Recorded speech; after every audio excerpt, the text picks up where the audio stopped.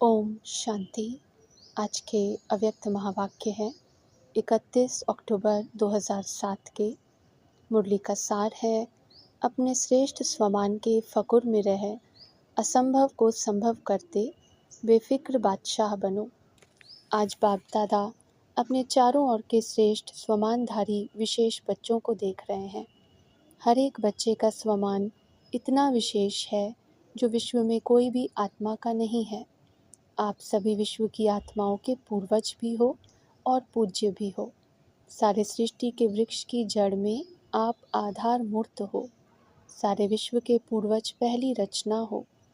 बाप दादा हर एक बच्चे की विशेषता को देख खुश होते हैं। चाहे छोटा बच्चा है, चाहे बुजुर्ग माताएं हैं, चाहे प्रवृत्ति वाले हैं, हर एक की अलग अलग विशेषताएं हैं। आजकल कितने भी बड़े से बड़े साइंसदान हैं, दुनिया के हिसाब से विशेष हैं, जो प्रकृति जीत तो बने, चंद्रमा तक भी पहुंच गए, लेकिन इतनी छोटी सी ज्योति स्वरूप आत्मा को नहीं पहचान सकते। और यहाँ छोटा सा बच्चा भी मैं आत्मा हूँ ज्योति बिंदु को जानता है, फलक से कहता है मैं आत्मा हूँ। कितने भी बड़े महात्माएं हैं और ब्राह्मण माताएं हैं, माताएं फलक से कहती हमने परमात्मा को पा लिया है ना। और महात्माएं क्या कहते, परमात्मा को पाना बहुत मुश्किल है। प्रवृत्ति वाले चैलेंज करते हैं कि हम सब प्रवृत्ति में रहते, साथ रहते, पवित्र रहते हैं, क्योंकि हमारे बीच में बाप है, इसलिए दोनों साथ रहते भी सहज पवित्र रह सकते हैं, क्योंकि पवित्रता हमारा स्वधर्म है। पर धर्म मुश्किल होता है, स्वधर्म सहज होता है। और लोग क्या कहते, आग और कपूर साथ में रह नहीं सकते, बड़ा मुश्किल है। और आप सब क्या कहते, बहुत सहज है। आप सबका शुरू का एक गीत था, कितने भी सेठ स्वामी हैं, लेकिन एक अलफ को नहीं जाना है, छोटी सी बिंदी आत्मा को नहीं जाना, लेकिन आप सभी बच्चों ने जान लिया, पा लिया। इतने निश्चय और फकुर से बोलते हो, असंभव संभव है। बाप दादा भी हर एक बच्चे को विजयी रत्न देख हर्षित होते हैं, क्योंकि हिम्मते बच्चे मदते बाप है। इसलिए दुनिया के लिए जो असंभव बातें हैं वह आपके लिए सहज और संभव हो गई हैं। फकुर रहता है कि हम परमात्मा के डायरेक्ट बच्चे हैं। इस नशे के कारण, निश्चय के कारण, परमात्मा बच्चे होने के कारण माया से भी बचे हुए हो। बच्चा बनना अर्थात सहज बच जाना। तो बच्चे हो और सब विघ्नों से, समस्याओं से बचे हुए हो, तो अपने इतने श्रेष्ठ स्वमान को जानते हो ना। क्यों सहज है? क्योंकि आप साइलेंस की शक्ति द्वारा परिवर्तन शक्ति को कार्य में लगाते हो, नेगेटिव को पॉजिटिव में परिवर्तन कर लेते हो। माया कितने भी समस्या के रूप में आती है, लेकिन आप परिवर्तन की शक्ति से, साइलेंस की शक्ति से समस्या को समाधान स्वरूप बना देते हो, कारण को निवारण रूप में बदल देते हो। है ना इतनी ताकत? कोर्स भी कराते हो ना, नेगेटिव को पॉजिटिव करने की विधि सिखाते हो। यह परिवर्तन शक्ति बाप द्वारा वर्षे में मिली है। एक ही शक्ति नहीं, सर्व शक्तियाँ परमात्मा वर्षा मिला है। इसीलिए बाप दादा हर रोज़ कहते हैं, हर रोज़ मुरली सुनते हो ना, तो हर रोज़ बाप दादा यही कहते, बाप को याद करो और वर्षे को याद करो। बाप की याद भी सहज क्यों आती है? जब वर्षे की प्राप्ति को याद करते तो बाप की याद प्राप्ति के कारण सहज आ जाती है। हर एक बच्चे को यह रूहानी फकुर रहता है, दिल में गीत गाते हैं, पाना था वो पा लिया। सभी के दिल में यह स्वतः ही गीत बजता है ना, फकुर है ना। जितना इस फकुर में रहेंगे तो फकुर की निशानी है बेफिक्र होंगे। अगर किसी भी प्रकार का संकल्प में, बोल में या संबंध संपर्क में फिक्र रहता है तो फकुर नहीं है। बाप दादा ने बेफिक्र बादशाह बनाया है। बोलो बेफिक्र बादशाह हो। हैं तो हाथ उठाओ जो बेफिक्र बादशाह हैं। बेफिक्र हो या कभी कभी फिक्र आ जाता है, अच्छा है। जब बाप बेफिक्र है तो बच्चों को क्या फिक्र है? बाप दादा ने तो कह दिया है, सब फिक्र व किसी भी प्रकार का बोझ है तो बाप दादा को दे दो। बाप सागर है ना, तो बोझ सारा समा जाएगा। कभी बाप दादा बच्चों का एक गीत सुन के मुस्कुराता है। पता है कौन सा गीत? क्या करें कैसे करें, कभी कभी तो गाते हो ना। बाप दादा तो सुनता रहता है, लेकिन बाप दादा सभी बच्चों को यही कहते हैं, हे मीठे बच्चे, लाडले बच्चे, साक्षी दृष्टा की स्थिति की सीट पर सेट हो जाओ और सीट पर सेट होके खेल देखो, बहुत मज़ा आएगा। वाह त्रिकालदर्शी स्थिति में स्थित हो जाओ। सीट से नीचे आते इसलिए अपसेट होते हो, सेट रहो तो अपसेट नहीं होंगे। कौन सी 3 चीज़ें बच्चों को परेशान करती हैं? पहला चंचल मन, दूसरा भटकती बुद्धि और तीसरा पुराने संस्कार। बाप दादा को बच्चों की एक बात सुनकर हंसी आती है। पता है कौन सी बात है? कहते हैं, बाबा क्या करें, पुराने संस्कार है ना। बाप दादा मुस्कुराता है। जब कह ही रहे हो मेरे संस्कार, तो मेरा बनाया है, तो मेरे पर तो अधिकार होता ही है। जब पुराने संस्कार को मेरा बना दिया, तो मेरा तो जगह लेगा ना। क्या यह ब्राह्मण आत्मा कह सकती है मेरे संस्कार? मेरा मेरा कहा है तो मेरे ने अपनी जगह बना दी है। आप ब्राह्मण मेरा नहीं कह सकते। यह पास्ट जीवन के संस्कार हैं, शूद्र जीवन के संस्कार हैं, ब्राह्मण जीवन के नहीं हैं।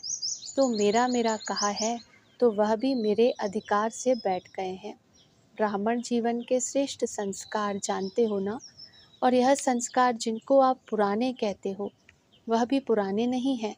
आप श्रेष्ठ आत्माओं का पुराने ते पुराना संस्कार अनादि और आदि संस्कार है। यह तो द्वापर मध्य के संस्कार हैं। तो मध्य के संस्कार को बाप की मदद से समाप्त कर देना कोई मुश्किल नहीं है। परंतु होता क्या है, बाप जो सदा आपके साथ कंबाइंड है, उसे कंबाइंड जान सहयोग नहीं लेते। कंबाइंड का अर्थ ही है समय पर सहयोगी। लेकिन समय पर सहयोग न लेने के कारण मध्य के संस्कार महान बन जाते हैं। बाप दादा जानते हैं कि सभी बच्चे बाप के प्यार के पात्र हैं, अधिकारी हैं। बाबा जानते हैं कि प्यार के कारण ही सभी पहुंच गए हैं, चाहे विदेश से आए हैं, चाहे देश से आए हैं, लेकिन सभी परमात्म प्यार की आकर्षण से अपने घर में पहुँचे हैं। बाप दादा भी जानते हैं प्यार में मेजॉरिटी पास है। विदेश से प्यार के प्लेन में पहुँच गए हो।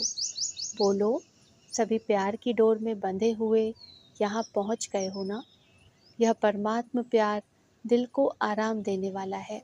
अच्छा, जो पहली बार यहाँ पहुँचे हैं वह हाथ उठाओ, हाथ हिलाओ, भले पधारे। अभी बाप दादा ने जो होमवर्क दिया था, याद है होमवर्क? याद है? बाप दादा के पास कई तरफ से रिज़ल्ट आई है, सभी की रिज़ल्ट नहीं आई है, कोई की कितने परसेंट में भी आई है। लेकिन अभी क्या करना है? बाप दादा क्या चाहते हैं? बाप दादा यही चाहते हैं कि सब पूजनीय आत्माएं हैं। तो पूजनीय आत्माओं का विशेष लक्षण दुआ देना ही है। तो आप सभी जानते हो कि आप सभी पूजनीय आत्माएं हो, तो यह दुआ देना अर्थात दुआ लेना अंडरस्टूड हो जाता है। जो दुआ देता है, जिसको देते हैं, उसकी दिल से बार बार देने वाले के लिए दुआ निकलती है। तो हे पूज्य आत्माएं, आपका तो निजी संस्कार है दुआ देना, अनादि संस्कार है दुआ देना। जब आपके जड़ चित्र भी दुआ दे रहे हैं, तो आप चैतन्य पूज्य आत्माओं का तो दुआ देना यह नेचुरल संस्कार है। इसको कहो मेरा संस्कार। मध्य द्वापर के संस्कार नेचुरल और नेचर हो गए हैं। वास्तव में यह संस्कार दुआ देने के नेचुरल नेचर है। जब किसी को दुआ देते हैं तो वह आत्मा कितनी खुश होती है, वह खुशी का वायुमंडल कितना सुखदायी होता है। तो जिन्होंने भी होमवर्क किया है, उन सबको, चाहे आए हैं चाहे नहीं आए हैं, लेकिन बाप दादा के सामने है, तो उन्हों को बाप दादा मुबारक दे रहे हैं। होमवर्क किया है तो उसे अपनी नेचुरल नेचर बनाते हुए आगे भी करते कराते रहना। और जिन्होंने थोड़ा बहुत किया है, नहीं भी किया है, तो वह सभी अपने को सदा मैं पूज्य आत्मा हूँ, मैं बाप की श्रीमत पर चलने वाली विशेष आत्मा हूँ। इस स्मृति को बार बार अपनी स्मृति और स्वरूप में लाना, क्योंकि हर एक से जब पूछते हैं कि आप क्या बनने वाले हो, तो सब कहते हैं हम लक्ष्मी नारायण बनने वाले हैं। राम सीता में कोई नहीं हाथ उठाता। जब लक्ष्य है 16 कला बनने का, तो 16 कला अर्थात परम पूज्य आत्मा का कर्तव्य ही है दुआ देना। यह संस्कार चलते फिरते सहज और सदा के लिए बनाओ। हो ही पूज्य, हो ही 16 कला, लक्ष्य तो यही है ना। बाप दादा खुश हैं कि जिन्होंने भी किया है उन्होंने अपने मस्तक में विजय का तिलक बाप द्वारा लगा दिया। साथ में सेवा के समाचार भी बाप दादा के पास सबकी तरफ से, वर्गों की तरफ से, सेंटर्स की तरफ से बहुत अच्छे रिजल्ट सहित पहुंच गए हैं। तो एक होमवर्क करने की मुबारक और साथ में सेवा की भी मुबारक। पदम पदम गुणा है। बाप ने देखा कि गांव-गांव में संदेश देने की सेवा बहुत अच्छे तरीके से मेजॉरिटी एरिया में की है। तो यह सेवा भी रहमदिल बनकर की, इसलिए सेवा के उमंग उत्साह में रिजल्ट भी अच्छी दिखाई दी है। यह मेहनत नहीं की, लेकिन बाप से प्यार अर्थात संदेश देने से प्यार, तो प्यार के मोहब्बत में सेवा की है। तो प्यार का रिटर्न सब सेवाधारियों को स्वतः ही बाप का पदम पदम गुणा प्यार प्राप्त है और होता रहेगा। साथ में सभी अपनी प्यारी दादी को बहुत स्नेह से याद करते हुए दादी को प्यार का रिटर्न दे रहे हैं। यह प्यार की खुशबू बाप दादा के पास बहुत अच्छी तरह से पहुंच गई है।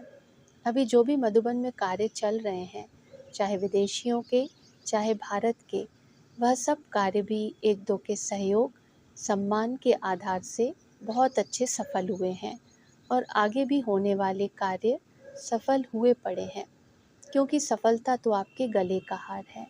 बाप के गले के भी हार हो। बाप ने याद दिलाया है कि कभी भी हार नहीं खाना, क्योंकि आप बाप के गले के हार हो।